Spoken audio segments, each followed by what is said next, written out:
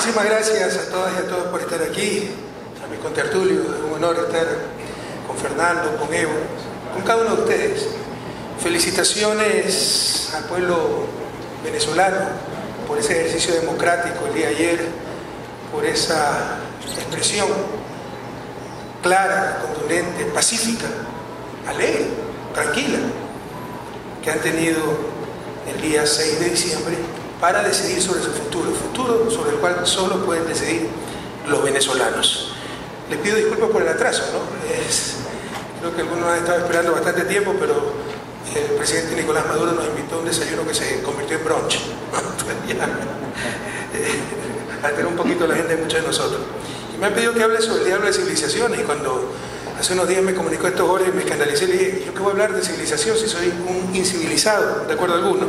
Pero bueno, traté de dar algunas ideas importantes, sobre todo para establecer el marco de la discusión. Yo creo que aquí tuvo que ver mucho el presidente Zapatero, que él sí ha trabajado bastante, profundamente, sobre todo como presidente, en lo que llamó la Alianza de las Civilizaciones, a la que me referiré más adelante. La palabra civilización mismo, el concepto nació en el siglo XVIII, durante la Ilustración, ese gran paso de la humanidad, donde en el mundo de las ideas la razón vencía a los mitos. Precisamente para diferenciarse de la barbarie, crearon este término civilización, como muestra de cultura, supuesta mucha influencia de la religión, instituciones, avance técnico, y sobre todo en contraposición, como les decía, a la barbarie. Lamentablemente, pues como siempre, se ha querido tener una definición hegemónica de lo que es civilización, y ya desde el año 1942, Joseph Schumpeter, un gran economista, que es el creador del concepto de destrucción creativa, es decir, que la ventaja del capitalismo, de acuerdo a él, era la innovación, eso destruía viejas formas y construía nuevas.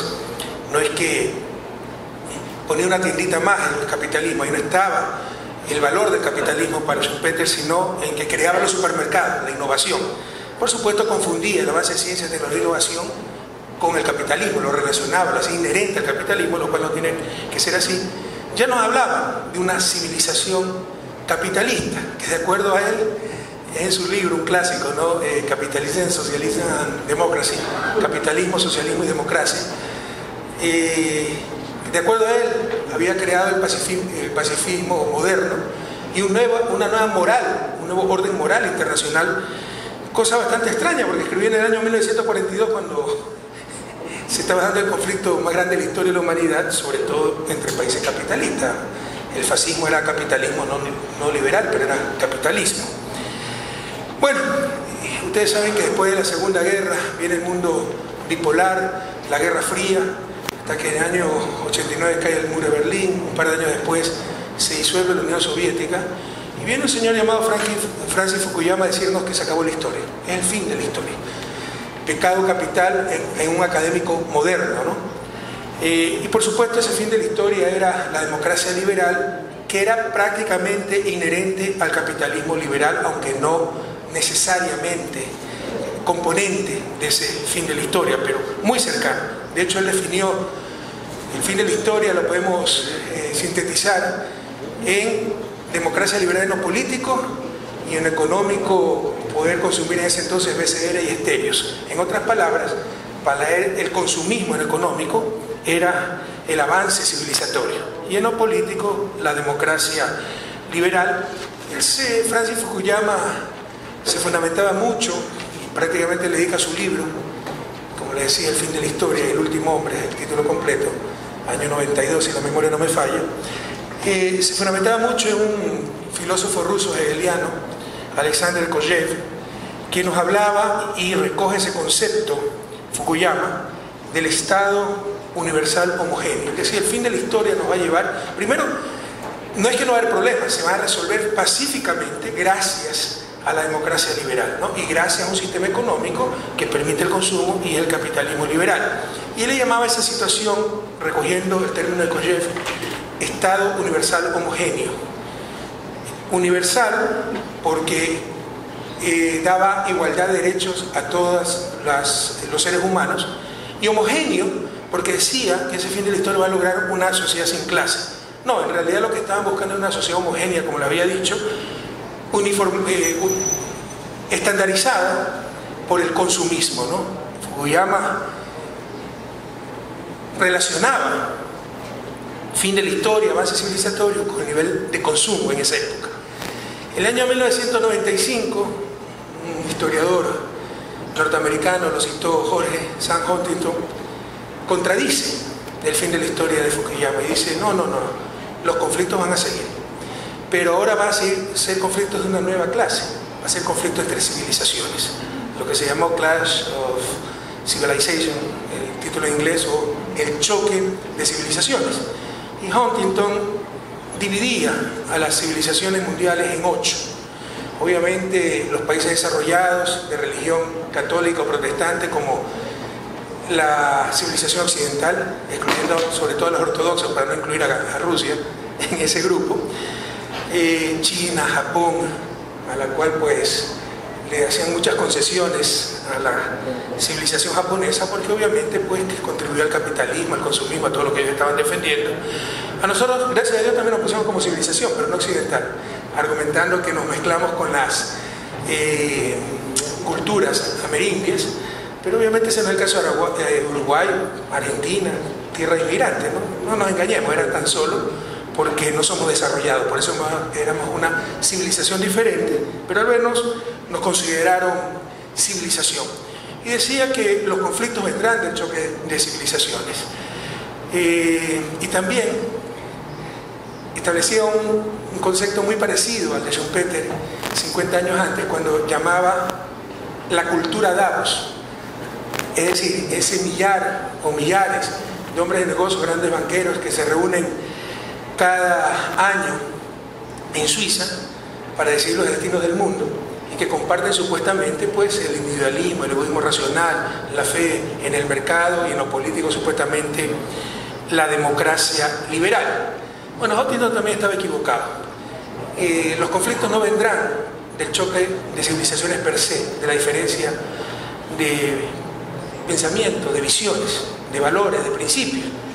Si Haití fuera una civilización diferente, no le hicieran el más mínimo caso. ¿Por qué le hacen tanto caso a la civilización china? Porque empieza a disputar recursos escasos. Desde el origen de la humanidad, la base fundamental de los conflictos es la disputa de recursos escasos y prevalece, no el que tenga la razón, no el que tenga de su lado la justicia, sino tan solo el más fuerte. Luego, a finales del siglo, la ONU tiene iniciativas para el diálogo entre civilizaciones por las fricciones que había, sobre todo con el Islam. Y el presidente Rodríguez Zapatero, que lastimosamente no nos ha podido acompañar el día de hoy, fue un paso más allá.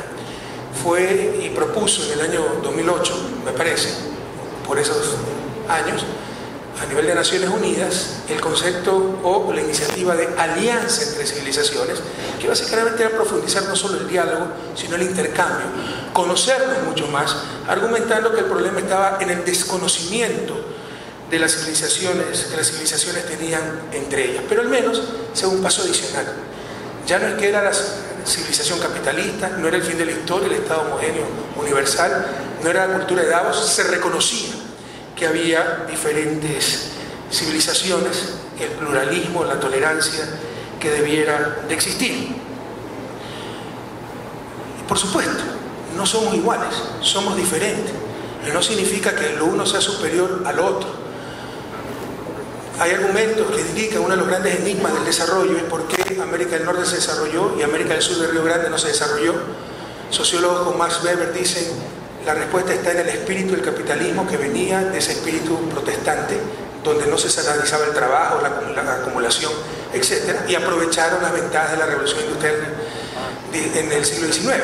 Mientras que a nuestras sociedades, las latinoamericanas, se las caracteriza en gran medida por ser sociedades tradicionales, que no buscan la acumulación ilimitada, que no buscan el consumismo, sino que buscan tener lo mínimo para mantener sus costumbres, su modo de vida. Entonces alguien dirá, sí, por eso estamos atrasados, probablemente. Pero por ejemplo se está volviendo al tradicionalismo con el crecimiento cero en Europa, es decir, ya tenemos suficiente, mantengamos el modo de vida, pero protejamos el planeta. Entonces, a los finales el tradicionalismo no estaba tan equivocado. Lo importante es que hemos de entender que existen diferentes visiones, que no existe la misma institucionalidad, conjunto de valores que algunos creen por ser países hegemónicos, que son valores universales, ¿no?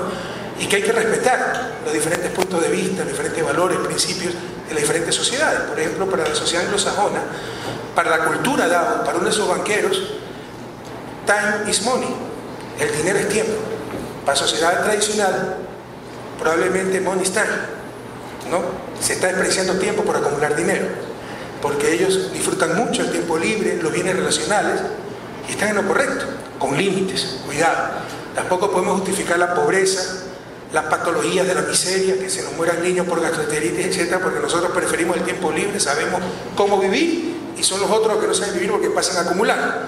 No, debemos tener lo elemental, por ejemplo, para satisfacer necesidades de base, para eliminar toda clase de pobreza, pero eso es muy diferente a la acumulación ilimitada. Como les decía, probablemente la crisis ecológica, y que se puede llamar crisis civilizatoria que estamos viviendo, le está dando la razón al tradicionalismo, siempre y cuando se respeten ciertos límites, que es tener los niveles de productividad adecuados para vencer toda forma de pobreza, para evitar males que en el siglo XXI son una vergüenza, que en América Latina se nos mueran chicos por dengue, gastroenteritis, enfermedades de la miseria, que sirvan para esos niveles de productividad, que sirvan para tener cierta acumulación y proveer los bienes comunes que necesitamos, sistema de salud, etcétera, pero que es muy diferente, como les decía, al consumo ilimitado de esa cultura DAO, de esa civilización capitalista. Y creo que esta pandemia nuevamente nos ha demostrado la importancia de esa visión, que al final del día, cuando se derrumba el mercado, cuando no se puede salir a trabajar, es mejor quedarse en casa con un quintal de papas, producción real, que con un quintal de billetes, porque las papas se pueden comer, los billetes no. Entonces nos ha demostrado que es lo esencial realmente, y que esta locura que ha vivido la sociedad de acumular, de consumir, producto de una civilización hegemónica que cree que sus valores son valores universales, no nos lleva realmente a ningún lado. Sin embargo, toda civilización sí debe respetar valores fundamentales. No podemos, en nombre de la diferencia de civilizaciones, por ejemplo, tolerar en el siglo XXI la discriminación de la mujer. No podemos tolerar que unos, por tener un apellido abolengo, sistemas monárquicos absolutistas, tengan más derechos que alguien que no nació en esa clase de cuna. No podemos tolerar torturas, no podemos tolerar privación arbitraria de la libertad. Y si ustedes quieren, una de las características más fundamentales de la civilización, como diferencia de la barbarie, son sistemas de justicia que, con leyes preestablecidas, el debido proceso, la presunción de inocencia, juzgan a una persona que presumiblemente ha cometido una infracción. No podemos tolerar sistemas donde no existan esas garantías fundamentales, donde sea la ley del más fuerte, donde hay arbitrariedad en aplicación de penas, etc. ¿Cuáles son? La pregunta es obvia. ¿Cuáles serían esos valores universales? Y podríamos decir, en principio, la Carta de Derechos Humanos de las Naciones Unidas. Pero esa carta fue hecha en 1948 y tiene bastante influencia de la civilización occidental. Por ejemplo, se pone como derecho humano la defensa de los derechos de propiedad intelectual, lo cual es bastante criticable. Pero así no lo sea, pues no es ni de lejos lo fundamental, y prácticamente no se habla de ese derecho fundamental, que es gozar de un medio ambiente sano, o dejarle un planeta donde vivir a las futuras generaciones. Eso tendrá que revisarse, pero obviamente hay valores fundamentales que tienen que cumplir las diferentes civilizaciones, no en nombre de la tradición de que yo tengo esta civilización, por ejemplo, y hablemos claro, ¿no? En el mundo indígena se puede tolerar sanciones que atenten contra la dignidad humana, latigazos, ortigazos, etcétera, como algunas veces existe. Tal vez los conceptos que mejor definen esos valores comunes que debe tener toda civilización son esos conceptos con los que empieza la Declaración de Derechos Humanos, que son la búsqueda de la libertad, justicia y la paz. Nuevamente, ¿cuál es el problema? Sobre todo para los jóvenes, que la interpretación que le demos a estos conceptos.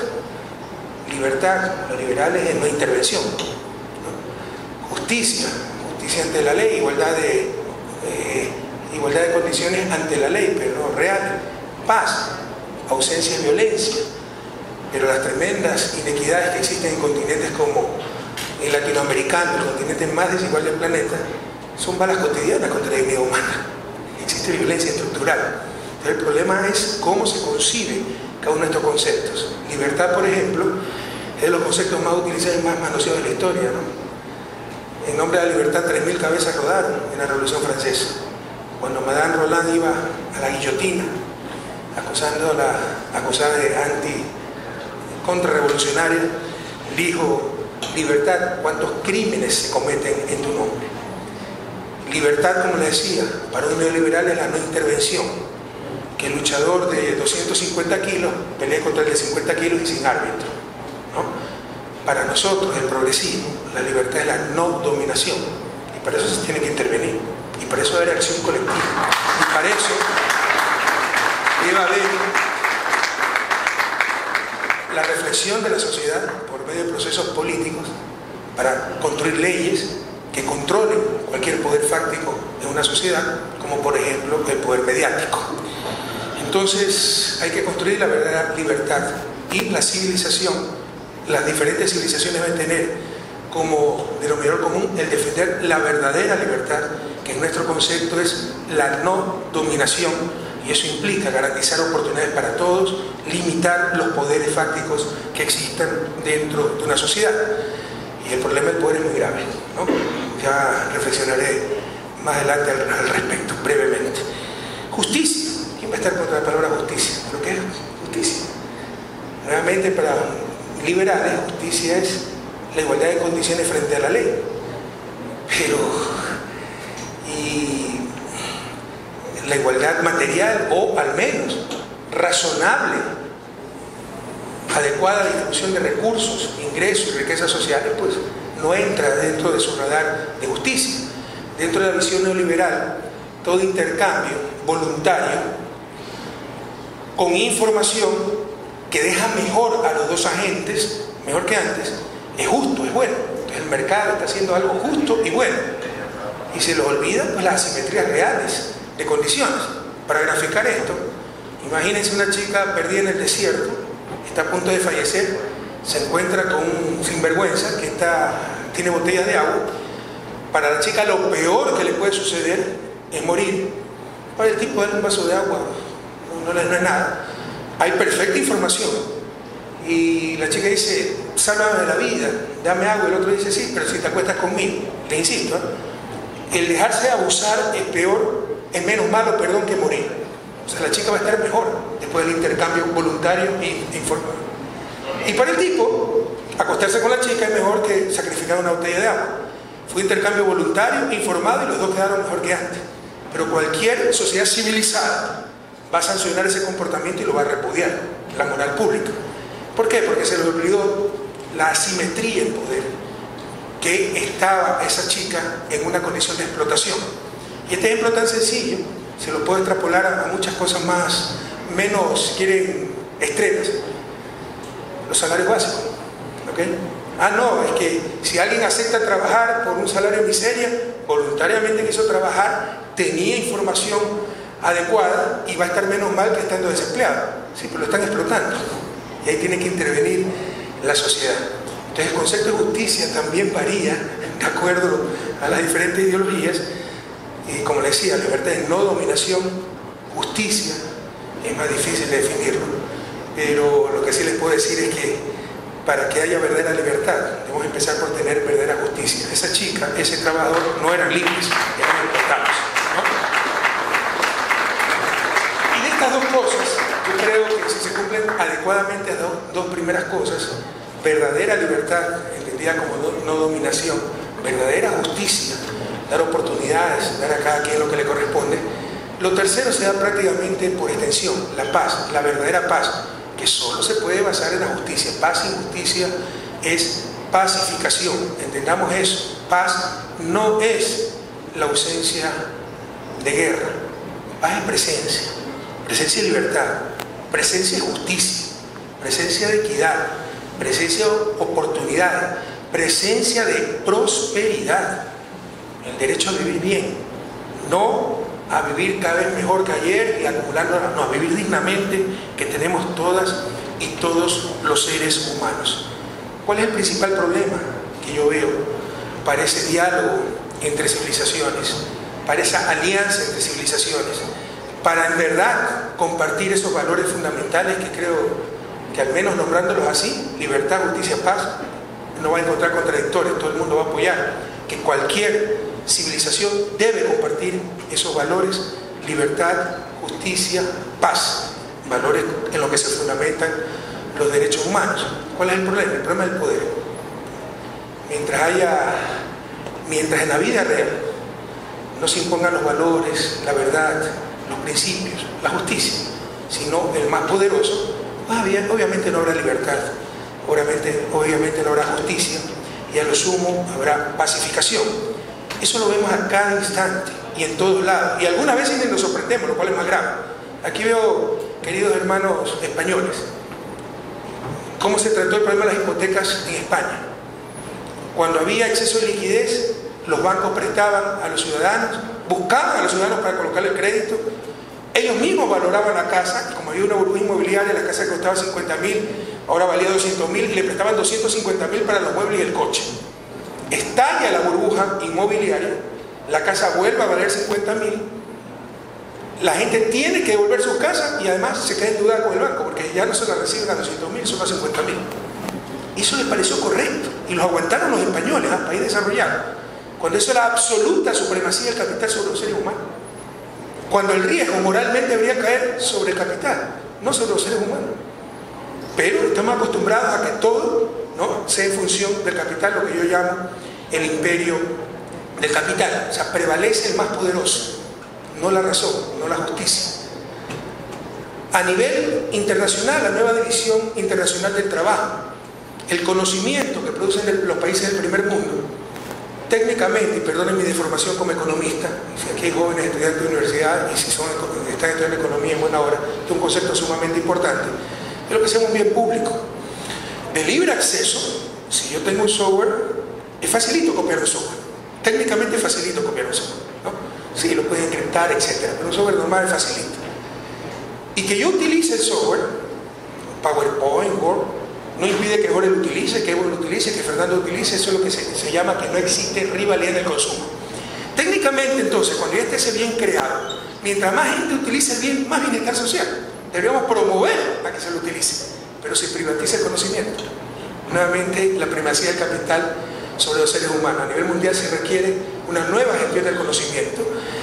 ¿Cómo se privatiza? Técnicamente les decía, lo más fácil es copiar un software. Entonces se ponen leyes súper estrictas que si copias un software te vas hasta preso. Nosotros somos de los países de las regiones con leyes más estrictas en cuanto a cumplimiento de patentes, etcétera, lo cual es estúpido porque no somos productores de conocimiento, pero son de las tantas contradicciones de América Latina, ¿verdad? Se mete preso a la gente si se copia un software, si no se paga regalías, y es lo más cercano a la prisión por deudas, dicho sea de paso. Entonces, ¿cómo se excluye si técnicamente es tan difícil? Institucionalmente, sancionando al que copia el software, ¿no? Pero por el contrario, nosotros somos productores de bienes ambientales. Sin la selva amazónica probablemente la vida en el planeta se complicaría muchísimo.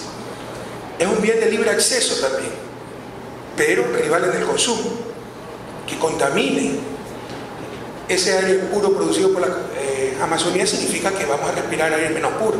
Que se destruya la selva amazónica en función de transnacionales significa que las futuras generaciones van a recibir menos selva amazónica. Ese bien debería estar restringido. A ese bien se le debería dar capacidad de inclusión. Y no se hace absolutamente nada. Los más poderosos no firman Kioto. Los más poderosos renuncian a la COP21. Si ven cómo todo en la realidad se rige por el poder, e incluso con doble moral.